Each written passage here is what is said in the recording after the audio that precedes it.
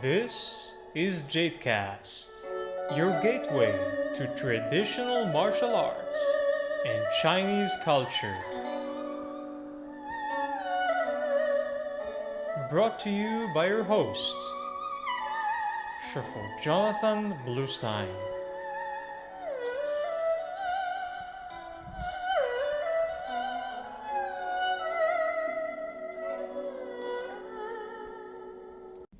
Hello everyone and welcome back to JadeCast. So today the topic of our conversation would be giving and saving face. And mind you, not in the pornographic sense. So this is going to be a relatively child-safe discussion. Moving on. What do I mean by giving and saving face? These are very important concepts in Chinese culture. They're really simple to understand. So giving face is making someone appear good in public, making a contribution to their good reputation, and doing so while they're present in the room or while they can experience this happening. Or saving face, meaning that you would not humiliate someone else in public. Now, this is very, very important in Chinese culture.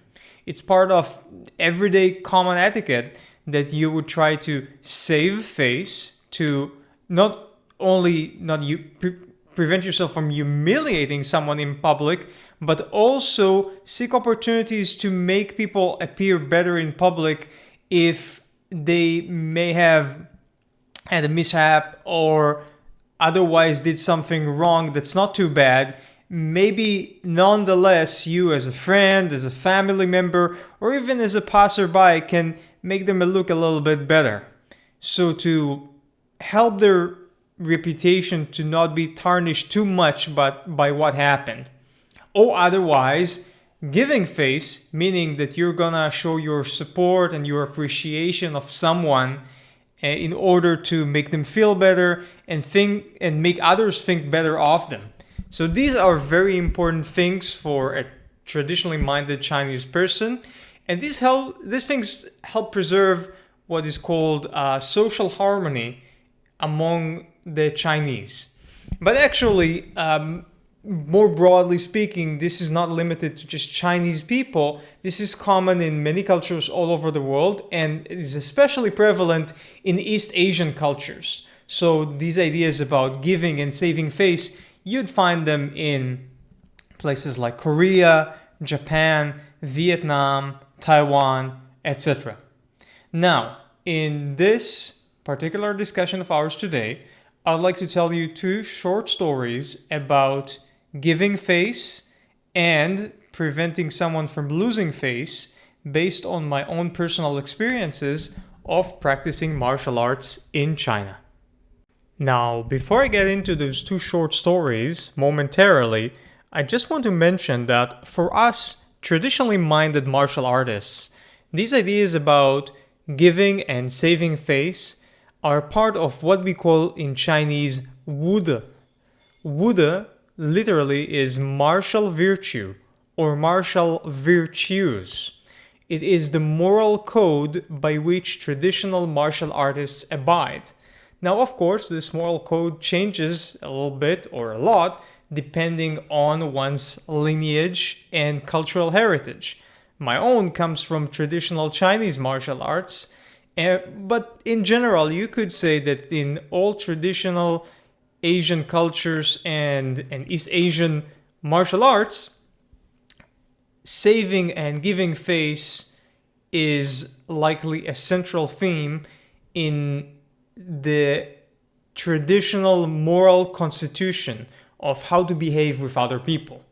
So it's more than just about something people do in their everyday lives. It's actually, for traditionally minded martial artists, a sort of a moral code that we have between us that we need to maintain and sustain, more so perhaps than other people, and especially with our own students and colleagues. With that being said, let me tell you about these two things that happened within the span of a few short days while I was training in China, and link this up with the experience of practicing the martial arts. Back in the year 2014, I was on my 4th training trip to China, and I went there once more to study and practice with my Shigong. My Shigong meaning the Shifu of my Shifu, my teacher's teacher, late Master Zhou Jingxuan. And Master Zhou was a very kind man, and there is a short biography of his which I have published for free online. It's available on the article section of bluejadesociety.com, and that short biography of late Master Zhou is also available in one of my books, The Martial Arts Teacher. So I went there in 2014 to study with Master Zhou, and we would train for 3 hours in the morning, and then I would do another hour and a half or 2 hours in the evening. It was quite an arduous regime. And this time around, I traveled specifically to study more from the martial art known as Piguazhang, or Piguazhang without the Chinese tonalities as people usually know it. Now, Piguazhang, albeit sounding a little bit similar to Baguazhang, right? Is not related. They're both Northern Chinese martial arts, but Piguazhang is a bit different. I've written about it in various articles. There's an article of mine online. I think it's still available. It's free. It's called The Versatile Whip of Piguazhang. You can check it out. The art's name is P-I space Gua, G-U-A space Zhang, Z-H-A-N-G. So within less than 24 hours of landing in Tianjin City, I met up with my Shigong Master Zhou at our usual spot at Sigu Park, a very scenic, beautiful, traditionally designed Chinese park at the heart of Tianjin City. And he started off immediately teaching me a very long movement form known as Kata or Taolu in Chinese, belonging to the Piguazhang system. Form like that, I guess, would take someone a year to learn in a group setting if someone were to come to classes, twice or thrice a week. But given that I had the privilege of studying with Master Zhou for 3 hours one-on-one or semi-privately every morning, and then I practiced for another hour and a half, 2 hours in the evenings, I managed to just barely cover the movements of this very long form and be able to go from beginning to end within the 11 or 12 days or so. I thought, I sucked at it. I had just learned a thing, but a big challenge was coming my way. About 11 or 12 days had passed, and I had finished learning the movements of that form and moved on to studying other things. Now, typically in our traditions, what would happen is that if someone just learned a movement form, a Taolu, they would be drilling it for the next few months before they can study anything else. However, in this particular case, things were a bit different because, first of all, I came there for a limited amount of time and I needed to take with me as much material as possible back to Israel so I could practice it while being away from Master Zhou, because I couldn't get around to see him and study with him on a regular basis. And also, by that time, I've been practicing the Piguazhang system for a good number of years, so I was not a beginner. Nonetheless, I could just barely do that form properly, I just learned it. A few days passed, and I kept practicing it and studying other stuff, and suddenly, literally out of the woods in the park, comes out this huge TV crew. There are two people with very large and expensive cameras and a whole entourage surrounding them. And initially we couldn't figure out what was going on. And these people were walking right at us. Well, as it turned out, they were doing a short TV documentary on traditional Chinese martial arts. And they went to this park knowing there were a lot of good teachers there. And someone had told them that Master Zhou was among the best, so they should go see him. So that's what they did. As soon as the TV crew arrived at the scene, they began speaking with Master Zhou. Apparently, they wanted him to carry out a demonstration for their documentary. He was eager, but I could also see he was a little bit embarrassed. After all, if they had come a day earlier, he had a gathering of many students and there were as many as 20 of us. But on that day, when the TV crew came, as on many other days, it was just Master Joe and myself. So it's just the two of us, and we are both drenched in sweat. He's wearing these shabby sports clothes, and I was wearing these terrible looking shorts and a sleeveless shirt. We were far from television material at that moment. But, I mean, what could we do? They came in with the cameras, they really wanted it, and Master Joe really, really liked to show off his martial arts, and especially if the cameras were rolling. So he decided we were gonna do it. And do notice that I say we. They asked for him to demonstrate, but he already signaled to me and told me, like, you're next. So Master Joe was this 50-year-old man. He wasn't warmed up, and he was kinda tired that day. But you know what? He gathered his strength, and he gave one hell of a performance. It was amazing. One of the best that I ever saw him give to anyone. While those TV cameras were rolling, and knowing him, he wasn't thinking about himself. He was thinking about his teachers and the reputation of the lineage. It was very important for him that if this TV crew came in to do a documentary, that he would showcase his Kung Fu in the best way possible. I was just mesmerized, but then I got the shock of my life when he just signaled to me immediately after he was done that, hey, it's your turn. And I shrugged, and I was kind of flustered. What was he expecting me to do? And the cameras were already turned to me, and he told me to do that one very long form that he had just taught me in the 2 weeks earlier. Let me tell you this, folks, I was not enthusiastic.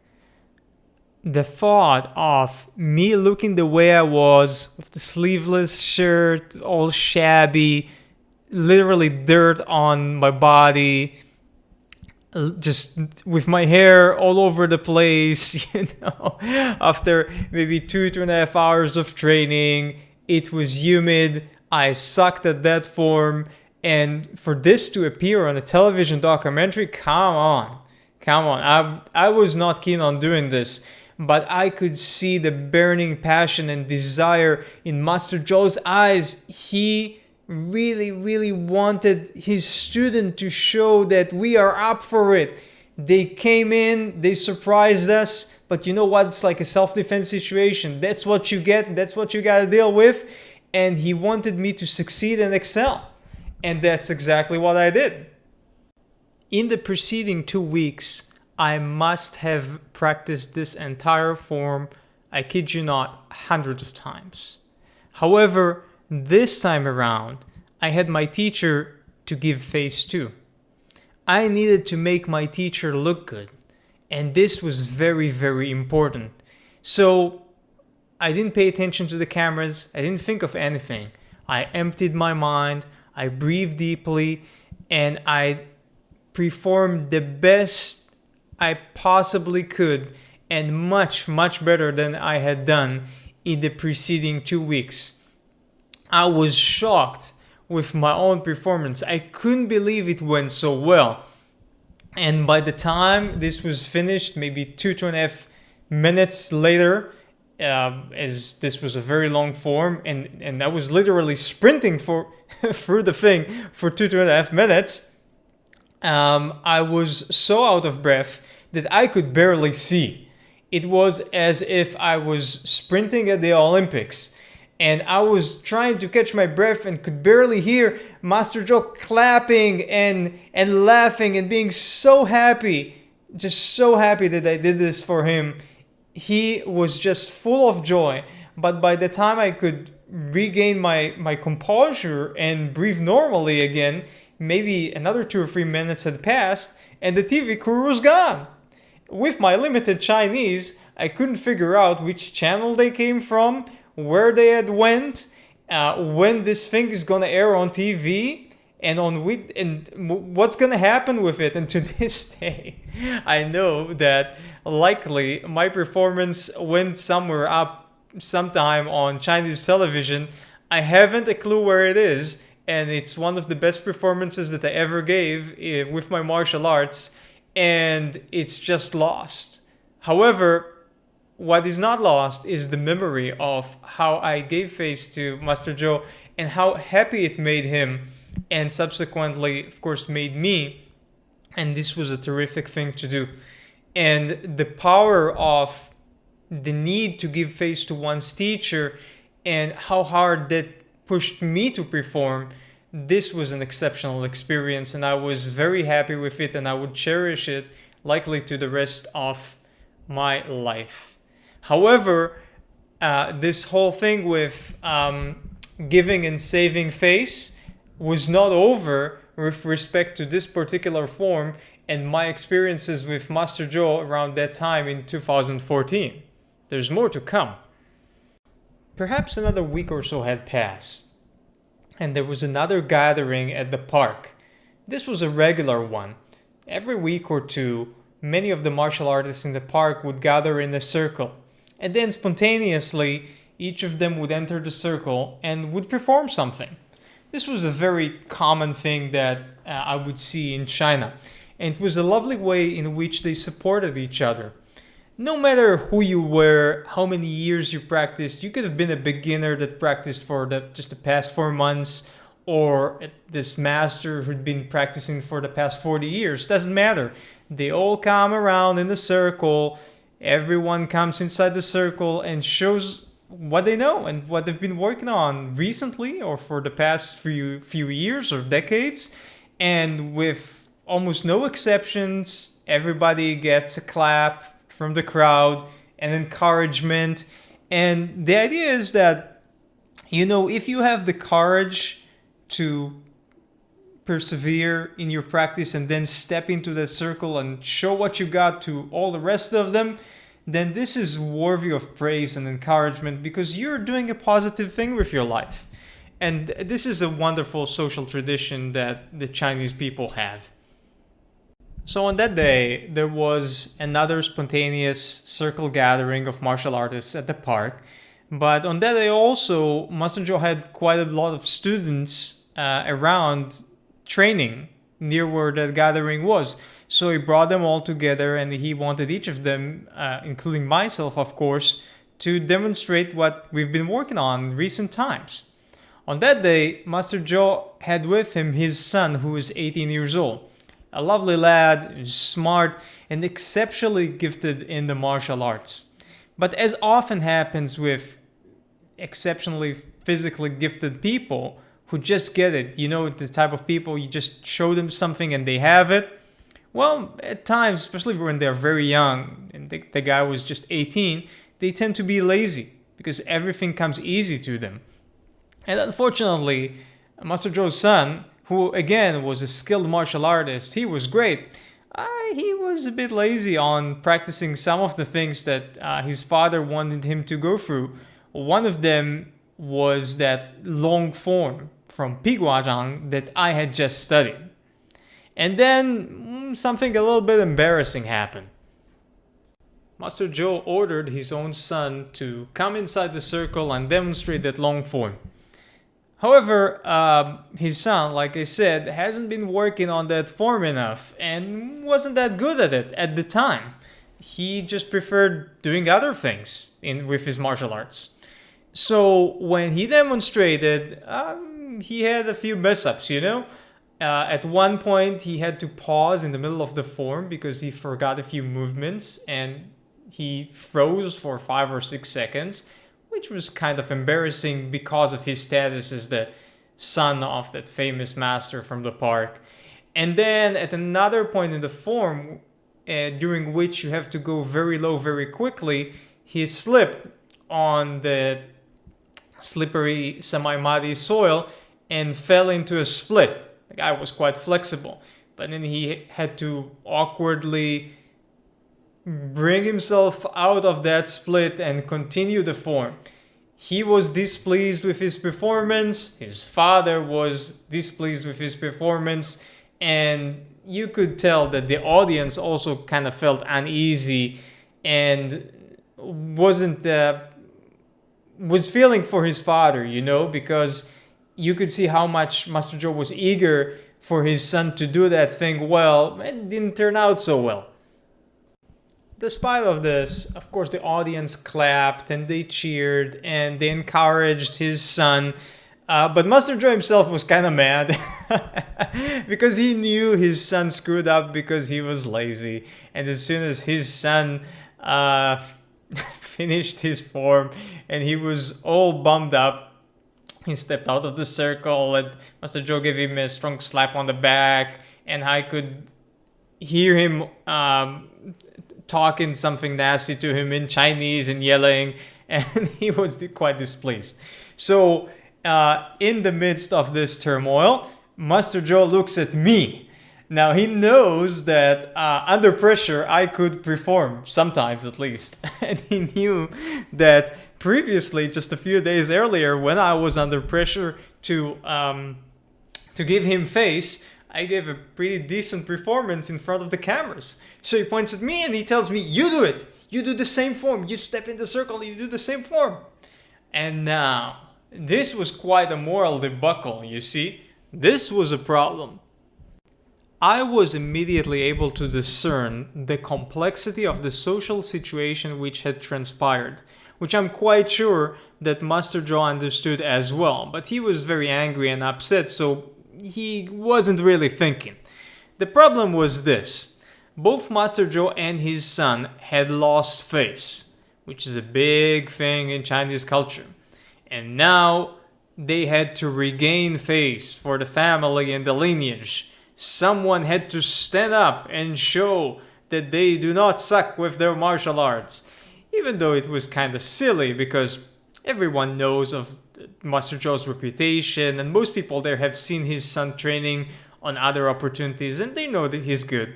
But nonetheless, this was a public performance and his son screwed up. So who's gonna stand up and make up for it all? Well, apparently Master Joe had chosen me. And this was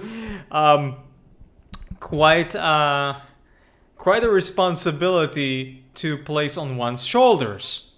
But here's the problem. I could have done exactly what Master Joe had asked and performed the same Taolu in front of all those people. And had I done it well, I would have indeed saved face for both Master Joe and the lineage. However, I would have made Master Joe's son lose even more face. Because imagine, I'm just this student of Master Joe's student from Israel.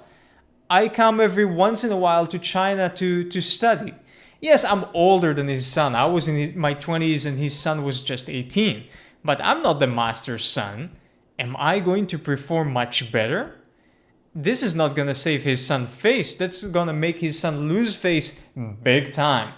And moreover, if this is going to happen, his son is likely going to hate my guts for the rest of his life because he just messed up with something that he ought to have been very good at because of his father.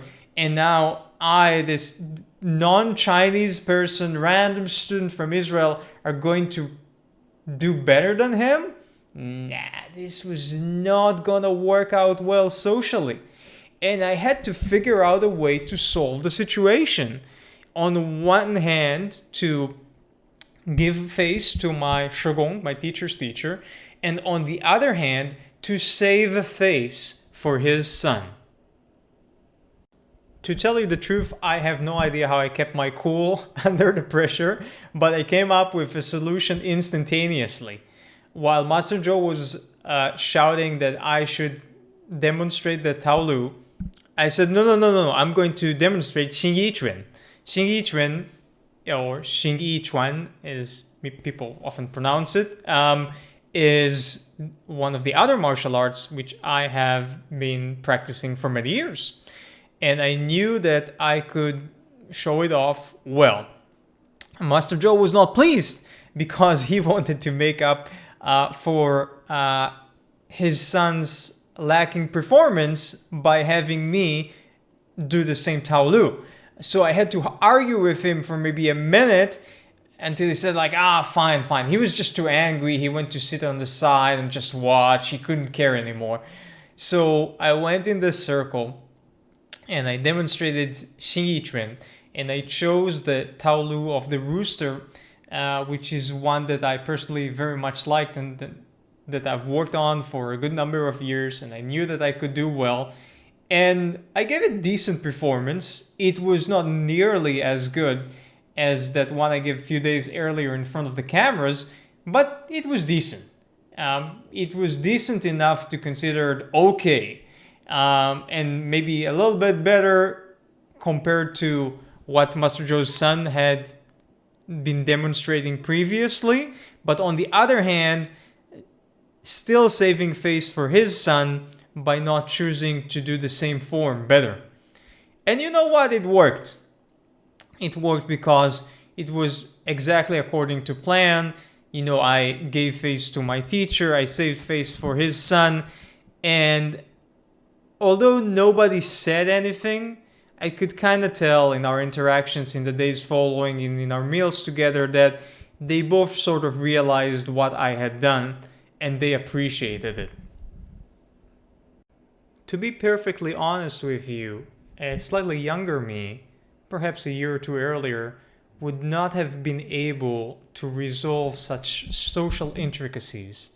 It was my experiences traveling again and again to China to train and deeply studying Chinese culture which had allowed me to comprehend what was going on and to resolve it in a manner that was appeasing to all of the parties involved. But oftentimes it is difficult. Us Westerners, I come from Israel, it's a Western country, we tend to oftentimes feel that the truth is more important than social harmony. When we think like that, we can push ourselves into conversation or at the social scene and prove that we are better than other people or that we know better than other people. In that instance, in that story I told you about, if I had that sort of mentality, I wouldn't have been thinking. I would have just listened to my teacher, went out there, performed the Taolu better than his son, not realizing the offense and the long-lasting insult that I would have caused his son. But learning of Chinese virtues and culture, especially their traditional aspects, had allowed me to realize that sometimes social harmony can be more important than truth. In truth, I was more than capable, in performing this Taolu in a manner superior to my teacher's son. But you know what? This truth did not matter. I was not there to prove that I worked harder than him at this form, that I could do better. I was there to live with other human beings, to create and sustain harmonious relationships with people who were family, friends, fellow martial artists. There was no point in proving or demonstrating a truth, but there was a lot that could be done in a virtuous manner to contribute to social harmony between us human beings. That is all for today, folks. Thank you so much for listening. Hey, if you'd like more such stories and interesting cultural and martial knowledge about the traditional and non-traditional arts, I've got a whole channel here. So first of all, subscribe. Tap that subscribe button, alright? And there are many JadeCast lectures and fantastic interviews. Do try and look into them. You would definitely enjoy them. Hey, and you know what? Why limit yourself to this stuff that's on YouTube? There's a lot of good things going around that are in the written form that people haven't heard about. I've written a good number of books on the martial arts, some of them bestsellers, and one of my goals in writing those books was to include those pearls of wisdom from many masters that I have myself studied or that my colleagues have shared with me, or maybe that I've learned from my own students over the years. Things that are typically not written in other books of the genre. So, if you're interested in my books, you're welcome to go on Amazon, any of your favorite Amazon websites that are either in your country or the country you usually make orders from, and you can write my name, Jonathan Bluestein, or the names of some of my books, such as Research of Martial Arts or The Martial Arts Teacher. You would be able to easily find those books on Amazon alongside many hundreds of positive reviews. Thank you once more for listening and subscribing to the channel, and make sure to follow up on updates because I'm uploading great contents every single week and would likely continue to do so for many more years to come. See you around next time.